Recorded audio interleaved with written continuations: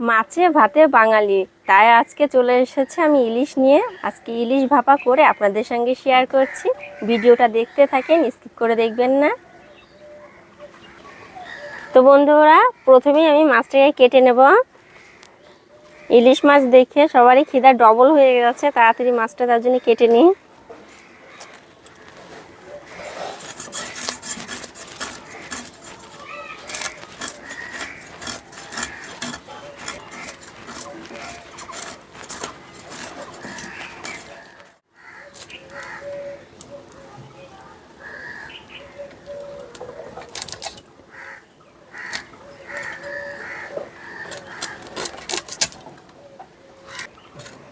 এখন মাছটাকে পিস করে নেব।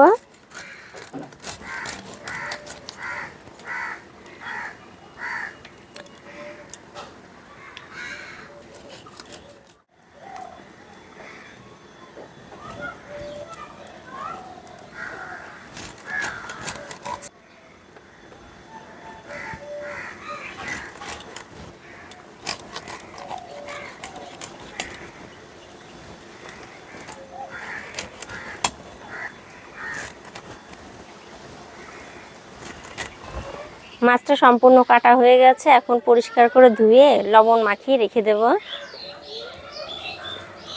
ইলিশ ভাপাতে যে মশলাগুলো লাগবে সেই মশলাগুলো বেটে নিচ্ছি। মশলাতে আছে সর্ষে, পোস্ত আমি আগে থেকে ভিজিয়ে রেখেছিলাম, আর নিয়েছি আমি কাঁচা লঙ্কা আর আদা। বেটে নেব এখন।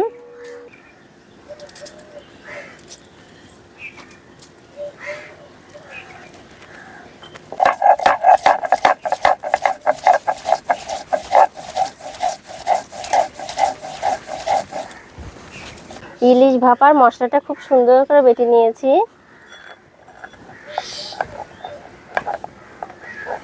তো বন্ধুরা, আমি ইলিশ ভাপা করার জন্য প্রেসার কুকারের মধ্যে কিছুটা জল দিয়ে গরম হতে বসিয়ে দিয়েছি। এখন ইলিশ মাছটা মশলা দিয়ে মাখিয়ে নেব।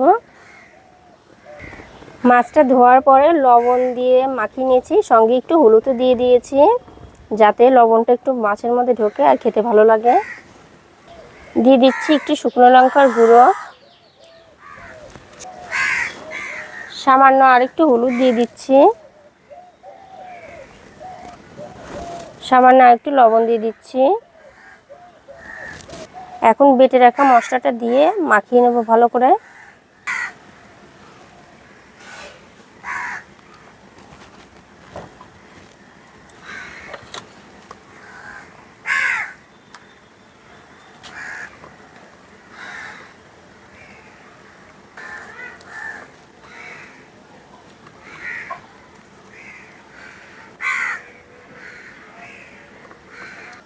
মশলাটাকে মাছের এপিট ওপিট ভালো করে মাখিয়ে নিচ্ছি। ইলিশ ভাপা করার জন্য এরকম নিয়ে নিয়েছি একটা টিফিন বাটি, তার মধ্যে দিয়ে দিচ্ছি একটু সরিষার তেল।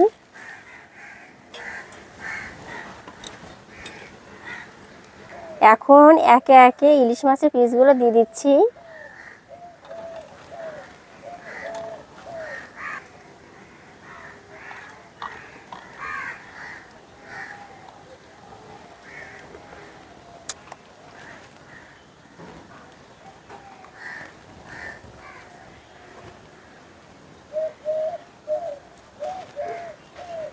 এখন মশলাটাও দিয়ে দিচ্ছি।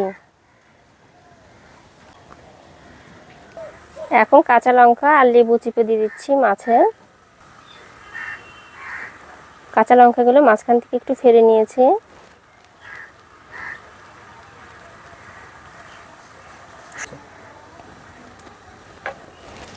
এখন সরষের তেল দিয়ে দিচ্ছি।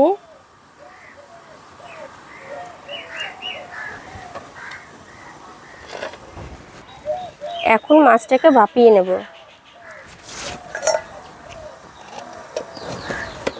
প্রেসার কুকারের মধ্যে এমন একটা স্ট্যান্ড বসিয়ে দেব। এখন এই বাটিটা বসিয়ে দেব প্রেসার কুকারের মধ্যে। বন্ধুরা দেখে নেন আমি কতটা জল দিয়েছি।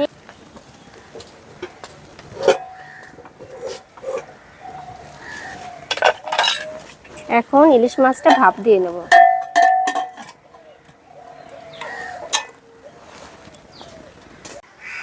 তো বন্ধুরা, প্রেসার কুকারে একটা সিটি মেরে নিয়েছি, এখন ঢাকনাটা খুলে দিচ্ছি।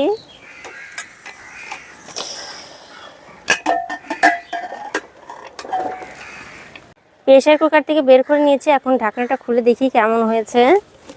ভালোই হবে।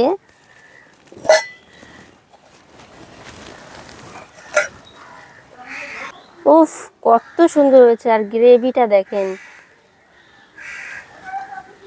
আর কত তেল ছেড়ে দিয়েছে। এমনিতে সরষের তেল দিয়েছি, তারপর আবার মাছ থেকেও তেল ছেড়েছে।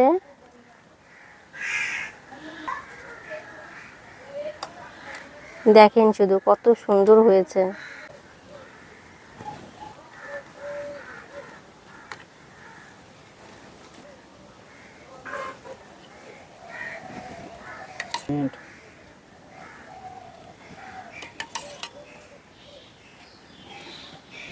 বন্ধুরা, সেই সেন্ট বেরিয়ে গেছে।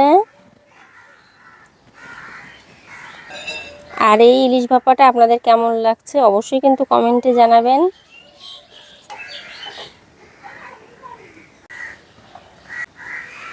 তো বন্ধুরা, এই ইলিশ ভাপাটা দেখে জিভে জল চলে আসছে কিনা, তাহলে ঝটপট আমার এই ভিডিওটা দেখে বাড়িতে বানিয়ে ফেলুন। আর আমাকে কমেন্টে জানান কেমন হয়েছে। আর যদি ভিডিওটা ভালো লাগে থাকে তাহলে একটা লাইক করবেন, আর চ্যানেলটিকে সাবস্ক্রাইব করে রাখবেন এরকম নতুন নতুন রেসিপি পেতে।